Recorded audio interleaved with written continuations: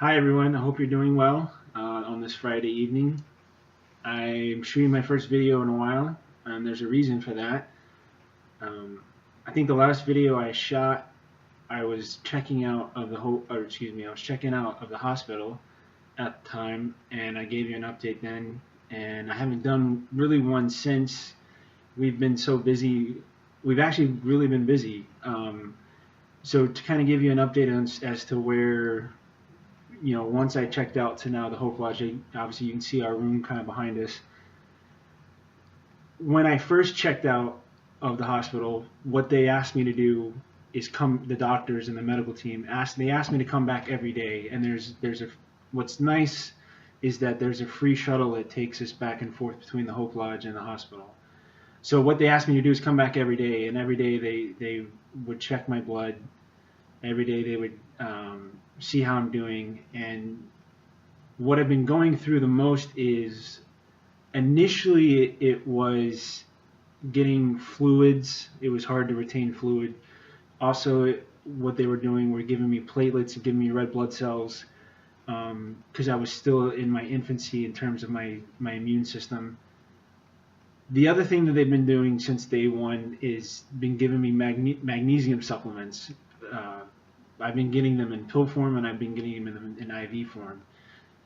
The reason I had to take that is for a couple reasons. One reason is that my my digestive tract in general doesn't pull as much nutrients from food as say a normal person's would. The second reason is that some of the medications they're giving me actually sap my body from of magnesium. So those are the two main reasons. So I've been getting fluids, I've been getting magnesium, and then having to go initially every single day back to the hospital, and those trips would take 5 or 6 hours. So we've been busy in that front. As time went on, I got a little better, and I got a little better, and I got a little better, and it moved to every other day. Eventually, it got a little better, and got a little better, got a little better, and it moved to now I'm on a schedule where I only go back to the hospital Monday, Wednesday, and Friday. And there's a home kit that we have that Drew actually acts as a nurse now for me and hooks up a bag of magnesium and gives it through my IV that way. So I'm still getting the pills and I'm still getting the the IV form of magnesium, but it's less of a big deal. And so that's why initially I didn't put together a video. There wasn't much to tell. One of the other things that's happened recently is about a week ago, a week Wednesday, I had a bone marrow biopsy done. And basically what they do is that this is the third one I've had. They go into my lower back and they basically tap into my bones and pull a sample, if you will, of my marrow, and they give sort of an they get the best feel that they can as to where my body's at. And a lot of times when they pull blood samples, they get this like hint at how I'm doing, but the only real way for them to know how well or I'm doing or I'm not doing is to do these bone marrow biopsies. So just before I went into New York, they did one, and they told me that I had a complete response from the lymphoma side. That they didn't see any traces of lymphoma, but it could come back because I still had the second thing, which was the disorder. So I'm trying to explain this as best I can because to be perfectly honest, even as much as I have to deal with this on a day-to-day basis, it's very complicated, and I don't want to say the wrong thing. But essentially, right before I started, I'd had a complete response to the lymphoma. They didn't see any traces of it, but they did still see traces of infant stem cells, infant white cells, which was the mutation that I had. It caused my white cells to be produced but not to mature, and because they weren't maturing, they weren't fighting off the lymphoma, and because they weren't fighting off the lymphoma had started to kind of spread throughout my body, which is why I saw them in my lymph nodes in my pelvic area.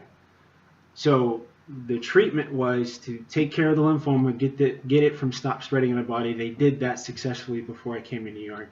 Now, the second part, the whole reason I came to New York was to remove the stem cells, remove the mutation, remove the disorder from my body, give me brand new stem cells, and those new stem cells, not having gone through this mutation, would produce mature white cells that would then take care of any other traces of lymphoma that my body might have, and maybe even leukemia, because there were small traces of leukemia that were noticed. I didn't get a diagnosis of leukemia, but there were traces. So having said that, now that I've gone through the stem cell transplant, they wanted to know on, I think it was about day 40, they're going to do another one on day 100, where exactly I'm at. And it was going to give them a sense of, number one, which cord. I got 2 cords from 2 different babies. Only one of them are going to take place, or only one of them are going to be predominant in my body, and it's going to get rid of the other one. Also, my stem cells, there's 3 sets, so 2 babies and mine. What we want to have happen is we want my stem cells to no longer be there, and we want one of the 2 baby stem cells to kind of take precedence and become predominant throughout my body and eventually be 100%. They don't know which one's going to take over, but they give me 2 just because it's not enough to give me 1. So I got the bone marrow biopsy done a week ago Wednesday, and I started to get some results back today. And there was no traces of disease. There's no traces of disease anymore. And 100% of my bone marrow shows, my bone marrow shows 100% of one of the cords. So not only are my original stem cells gone, not only has one of the cord bloods taken hold in my body, but now they don't see any traces of leukemia, they don't see any traces of lymphoma. And it's just about now replacing all the stuff that I've lost in the process of getting all the chemo and the radiation and any medications that have suppressed my immune system. It's just about rebuilding now. And I found that out today, and I wanted to share it with you guys because you've been so supportive, been so loving, and I'm just so thankful at what you guys have done for me. Because in your own way, sorry, I'm trying so hard to get through all this, to say it. I mean,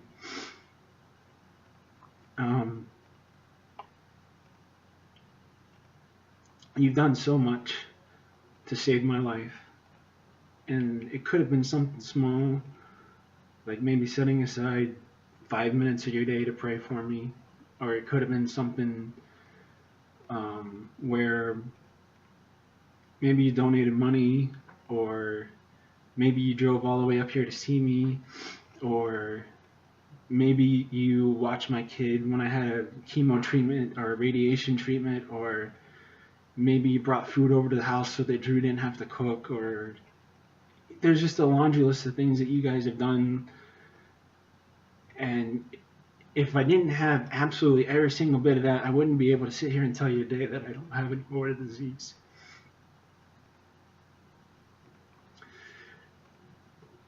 My fight is not over yet. Even though this is very good news, I don't want you to think that I don't still have challenges. I do, because I still have to recover. I'm still taking these drugs that make my magnesium low. My body is still very much at risk for a lot of things. I have to wear these mask out and gloves for the foreseeable future. There's a lot of foods I can't eat. There's a lot of places I can't go, a lot of things I can't do, but in time they'll all come back. I know they will, and I've already seen forms of progress. Even, sometimes on a day-to-day basis, what you have to do is sort of take small baby steps as and feel those as a sense of progressing. For example, when I first checked out of the hospital at 9 a.m., 2 p.m., and 9 p.m., I had this huge cocktail of different pills that I have to take, and I have to make sure I take the right ones, and I have to make sure I have to take them at the right time. And since I checked out of the hospital, they've started to remove, okay, you're taking 3 of these, take 2 of them. Okay, you're taking 2 of them, take 1 of them, and now don't take any of them at all. So those are, until today, those are the progress steps that I've been able, because I didn't want to put together a video and say, hey, I didn't have to take 3 mycophenolate today. I only had to take 2 or 1 or whatever. I didn't feel like enough. But I am doing well. I'm very happy about the news today. Both Drew and I were very, very happy. I had a friend come up today, and she got to be there for the whole thing, and that was great. I'm doing well. I'm doing well, and I'm going outside, and I'm walking. I get the last couple times I went walking, I've got a mile down. It takes my breath away, or it takes the wind out of me to walk a mile. It's really hard, but I know it's because my red blood cells haven't returned in the way they are eventually going to. My platelets have started to come back all on their own. My new stem cells, being 100% of my bone marrow, are producing platelets now, and I'm almost back to a normal range on my platelets. My white blood cells are continuing to go up.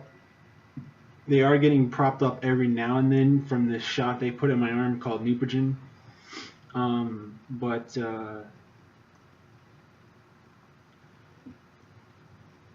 the overall trend for my white cells are up.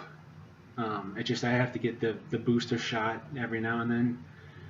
I haven't needed red blood cells in about a week to maybe 2 weeks, something like that, but it's still low, and that's why I get winded. Also, the fact that I haven't worked out much in this whole time period, going through chemo, going through radiation. I think they kind of say it to me all the time that my heart has been deconditioned. Excuse me. So it's going to take some time to work it back up into shape.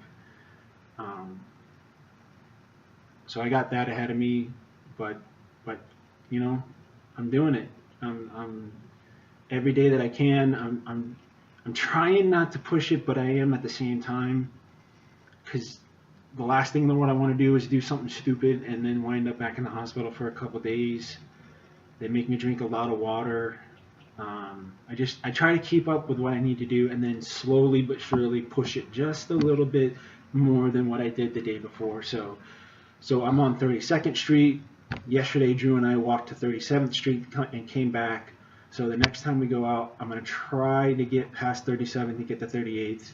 And when I get to 38th, I'll go to 39th. And eventually I'll wind up in Times Square. So that's sort of my new goal, is to be able to walk to Times Square with my wife before she leaves, and then walk back and not have to worry about anything.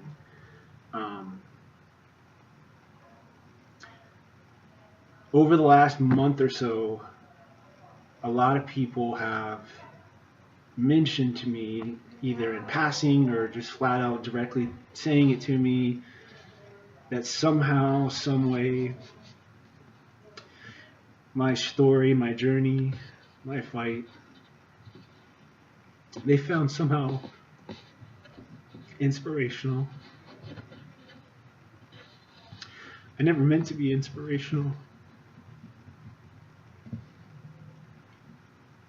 I just wanted to survive. So hearing you say that means a lot. It feels weird too, because throughout this whole process, I honestly have felt inspired by all of you together collectively, because despite the fact that I've had to go through such hard times, I feel like I've been given a gift. And the gift I feel like is seeing how good humanity can be. And I'm trying not to be cheesy right now or cliche, but I really have seen human capacity for love throughout this whole process, and it's truly phenomenal. The what someone has in their heart, the ability someone has in their heart to love, even someone they've never met and don't know anything about at all, and just read something like a little quick blurb online and thought, I'm gonna help that person. To hear people say I'm inspiring, I wish you could see all the people that have helped me. I wish you could hear all the stories behind what people have done for me. I wish you could see that, because that is what has been inspiring to me. So I'm thankful today for my health.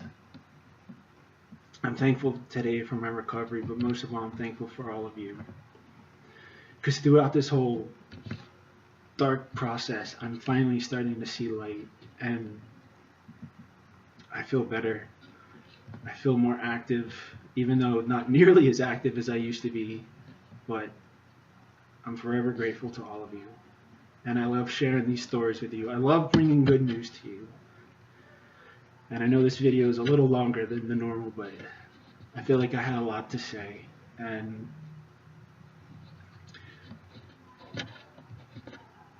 I shot a video way back when that I didn't share with anybody. Just in case I didn't really get to meet my son. And I did it in a way that I could show it to him later down in life if I got the opportunity to. And each day it goes by, I feel like I'm going to get that chance. But what I'm really glad is that I'll get to show him that video. But then the very next video, I'm going to show him this one. I don't want to say yet that I've beaten this, because I haven't. There's still some more results from the biopsy to come back, and I'm going to do another one in about 50 days. That, at any point in time, I want people to understand, at any point in time, this could go south. And I'm not saying that I'm walking around with that on my mind all the time. I'm just saying that and it could be something different. It could not be cancer. It could be an infection that really, does a number on me. But I'm doing this. I'm beating this. We're beating this. I want you to know that we are beating this together. And I can't say thank you enough. So I'll leave it at that. Thank you all. I love you, and you mean the world to me.